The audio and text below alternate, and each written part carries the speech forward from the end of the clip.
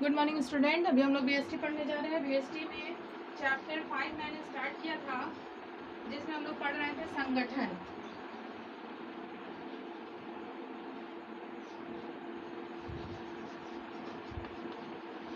Chapter 5 हम लोग पढ़ रहे थे, जिसमें 2 पार्ट मैंने पढ़ा दिया आपको, ठीक है। चलिए आज देखते हैं उससे आगे। संगठन का लाभ तक हो गया था। संगठन की क्या क्या लाभ है वो मैंने आपको बता दिए थे। आज हम लोग पढ़ेंगे संगठन प्रक्रिया में कौन कौन से कदम सम्मिलित होते हैं, व्याख्या कीजिए। ये भी मैं आपको बता चुकी थी। कार्य की पहचान एवं विभाजन, विभागीकरण और कर्तव्यों का निर्धारण, ये 3 चीज किसमें होता है? संगठन प्रक्रिया में होता है। संगठन प्रक्रिया में आपको क्वेश्चन पूछ सकता है, संगठन प्रक्रिया में कौन कौन से कदम सम्मिलित होते हैं, व्याख्या कीजिए। तो आप करेंगे संगठन प्रक्रिया में निम्नलिखित कदम सम्मिलित होते हैं। पहला होता है कार्य की पहचान एवं विभाजन, दूसरा होता है विभागीकरण और तीसरा होता है कर्तव्यों का निर्धारण। ठीक है, आज हम लोग देखते हैं औपचारिक संगठन की परिभाषा दे।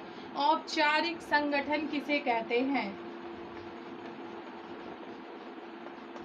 औपचारिक संगठन की परिभाषा दे। औपचारिक संगठन किसे कहते हैं? औपचारिक संगठन की परिभाषा दे। आंसर में आप लिखेंगे औपचारिक संगठन से आश्रय। आंसर में आप लिखेंगे औपचारिक संगठन से आश्रय एक ऐसे संगठन से है जिसमें प्रबंध के प्रत्येक स्तर पर अधिकारियों के अधिकारों, कर्तव्य एवं उत्तरदायित्वों की स्पष्ट रूप से व्याख्या कर दी जाती है। ऐसे संगठन में सत्ता का भारपन ऊपर से नीचे की ओर किया जाता है तथा संगठन संरचना का निर्माण संस्था के उद्देश्यों को प्राप्त करने के लिए किया जाता है। ये इसका आंसर हो गया। एक बार मैं फिर बोल दे रही हूँ, औपचारिक संगठन की परिभाषा दे। औपचारिक संगठन से आश्रय एक ऐसे संगठन से है जिसमें प्रबंध के प्रत्येक स्तर पर अधिकारियों के अधिकारों, कर्तव्य एवं उत्तरदायित्वों की स्पष्ट रूप से व्याख्या कर दी जाती है। ऐसे संगठन में सत्ता का भारपन ऊपर से नीचे की ओर किया जाता है तथा संगठन संरचना का निर्माण संस्था के उद्देश्यों को प्राप्त करने के लिए किया जाता है। ठीक है, औपचारिक संगठन किसी भी व्यवसाय के लिए बहुत उपयोगी होते हैं। औपचारिक संगठन में प्रत्येक स्तर के अधिकारियों के अधिकार और कर्तव्य बता दिए जाते हैं। उसमें वो कोई भी कर्मचारी हो, चाहे वो कोई एक कुली मजदूर हो या तो फिर ऊपर बैठे हुए कोई मैनेजर हो, सबके कार्यों और सबके अधिकारों और कर्तव्य को अलग अलग तरह से बता दिया जाता है ताकि वे लोग अपनी अपनी सीमाओं को जानकर अपनी अपने कार्यों को पूरा करें और इस तरह से कार्यों को पूरा करने से हम उद्देश्यों की पूर्ति में आसानी भी होती है और जो समय के अनुरूप उद्देश्य पूरे भी हो जाते हैं। ठीक है, तो हमने देख लिया औपचारिक संगठन की क्या परिभाषा है। उसके बाद हम लोग देखते हैं औपचारिक संगठन के लक्षणों को बताइए या विशेषताओं को बताइए। ठीक है, दूसरा क्वेश्चन आ सकता है औपचारिक संगठन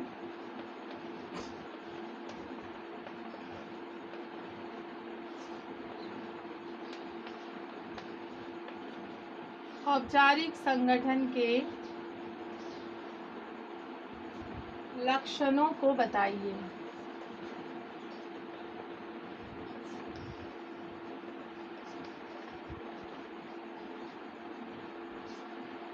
या इनकी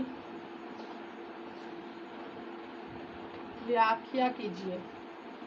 या इनकी व्याख्या कीजिए। ठीक है, इस तरह से क्वेश्चन दे सकता है आपको कि औपचारिक संगठन के लक्षणों को बताइए या इनकी व्याख्या कीजिए या इनकी विशेषताओं को बताइए। ये सारे क्वेश्चन का आंसर एक ही है। चलिए अब हम लोग देखते हैं इसका आंसर क्या है। आप लिखते जाइएगा। ठीक है, औपचारिक संगठन के प्रमुख लक्षण निम्नलिखित है। औपचारिक संगठन के प्रमुख लक्षण निम्नलिखित है। पहला लिखेंगे, औपचारिक संगठन की स्थापना संबंध से चेतनापूर्वक निर्धारित उद्देश्यों की प्राप्ति के लिए किया जाता है। फिर से 1 नंबर देखिए, औपचारिक संगठन की स्थापना संबंध से चेतनापूर्वक निर्धारित उद्देश्यों की प्राप्ति के लिए किया जाता है। ठीक है।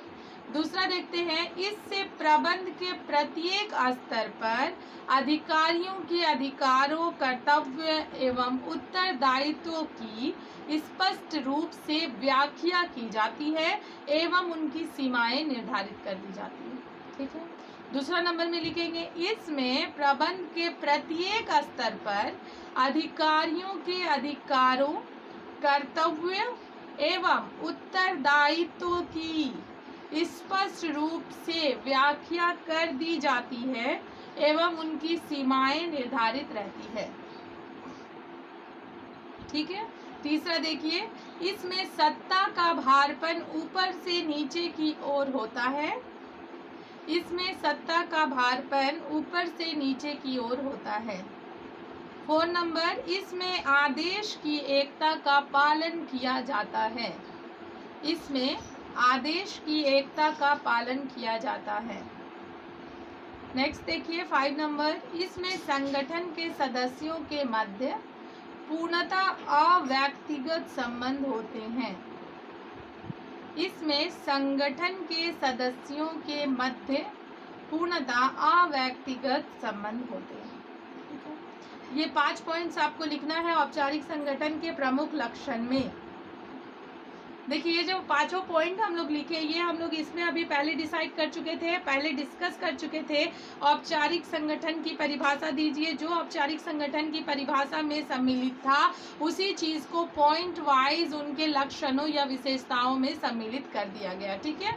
नेक्स्ट देखेंगे, औपचारिक संगठन के लाभों को लिखे। ये उसके लक्षण थे, अब हमको उनके लाभों को लिखना है। देखिए, सब एक दूसरे से रिलेटेड होता है।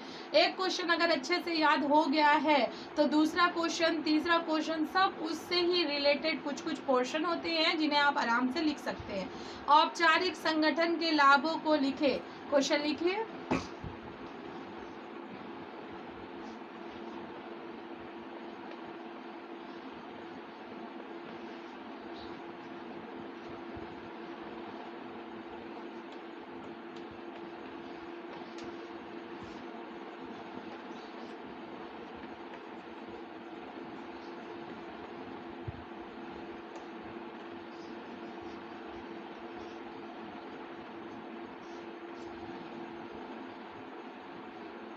औपचारिक संगठन के लाभों को लिखे। ठीक है। औपचारिक संगठन के क्या क्या लाभ है लिख लीजिए। औपचारिक संगठन के प्रमुख लाभ निम्नलिखित हैं। पहला, इसमें प्रत्येक अधिकारी के अधिकारों, कर्तव्यों एवं दायित्वों की स्पष्ट रूप से व्याख्या एवं उनकी सीमा का निर्धारण करने के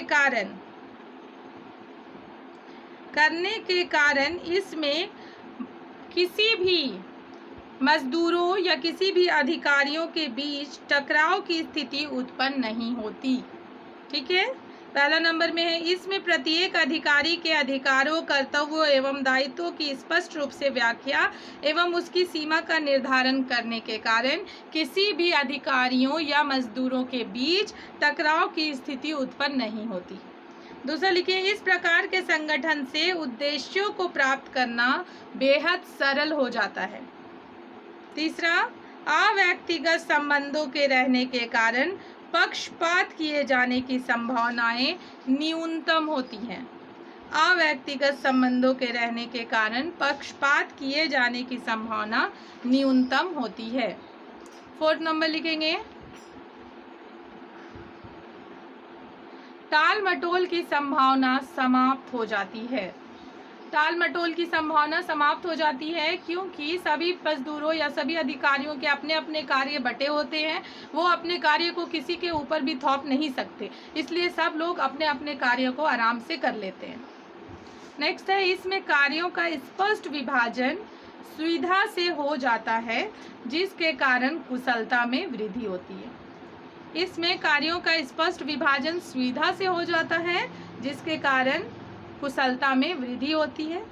ठीक है, ये 5 पॉइंट आप लोग लिख लिया औपचारिक संगठन के लाभों के लिए। ये 3 क्वेश्चन को अच्छे से कॉपी में नोट डाउन कर लीजिएगा। इसके आगे हम लोग नेक्स्ट डे पढ़ेंगे। Thank you.